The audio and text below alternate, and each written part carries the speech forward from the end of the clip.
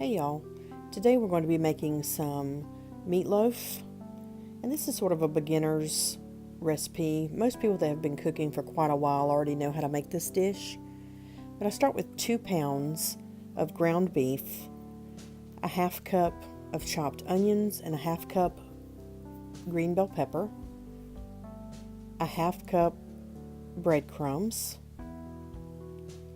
and 2 eggs.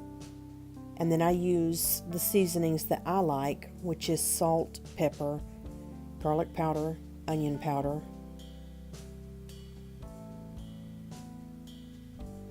And you want to use lots of seasoning in this. It looks like a lot, but you really do need plenty of seasoning.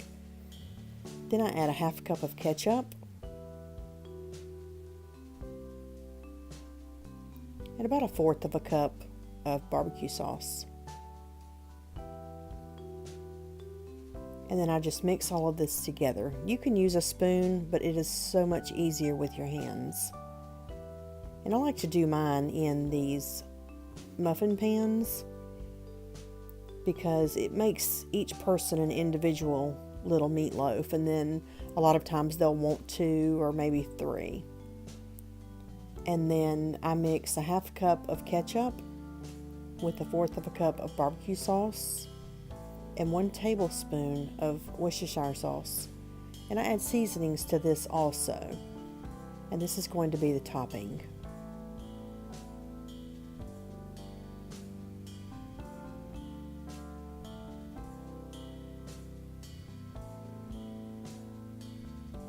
I bake this at 350 degrees Fahrenheit for about 45 minutes. Now I'm going to make some green beans, and I start with a tablespoon of bacon grease. This is completely optional. If you are trying to be healthy, you may not want to use that. And I just let it melt. And once it gets hot, I pour the green beans in, and that sizzle is the flavor just bursting through those green beans. And I add about the same seasonings as I use for the meatloaf, except to this I add minced onions, and this really brings the flavor through. And you can see I have some potatoes boiling. Just place about 2 tablespoons of butter in a bowl and add the potatoes and 2 heaping tablespoons of mayo.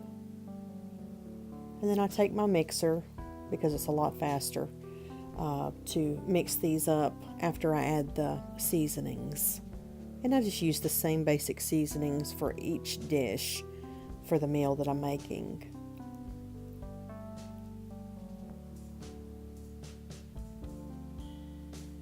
Then I just add about 1/4 cup, maybe a half cup, depending on how thick you like your potatoes, of milk, and finish mixing those. And this is ready. I always put a cookie sheet up under the pan in case the hamburger grease boils over, but I remove these from the pan so that they're not too soggy. This is a favorite in my house. We have it about maybe once a month. It's so delicious. I want to thank you so much for subscribing. If you haven't already, please do, and click the notification bell if you want to be notified when I post new videos. Thank y'all so much for watching. I hope you have a great week.